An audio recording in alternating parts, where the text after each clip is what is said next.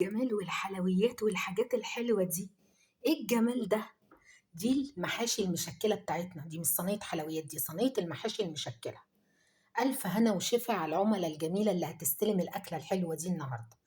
عايزين نقول بقى كذا حاجة في الفيديو ده. أولًا الgarnishing اللي لأي طبق بيخرج من أي kitchen. أنا بالاحظ إن في ناس بتحط حاجات مش هتتاكل. نصيحة ودي نصيحة صح وخدوها كده، لمّا أحط garnishing لعميل لأي حاجة يكون هياكلها. لكن ما احطش جرنيشن حاجة هتترمي.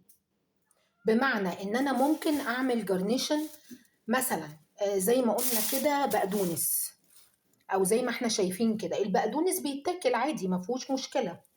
لكن ما اروحش احط مثلا قشر برتقان، قشر مش عارف ايه، حاجات العميل هيرميها فعلا مش هياكلها. تمام كده. طيب عايزين بقى نقول حاجة تانية كمان للناس اللي بتتعامل مع المطابخ. بصوا يا جماعة، مش معنى ان انا حطيت المرة دي في طبق مدور ان انا ملزمة كل مرة ان انا احط لك في طبق مدور. لا، يعني ممكن ابقى بغير في التغليف وبجود وبجدد وبنوع، ما فيهاش مشكلة خالص.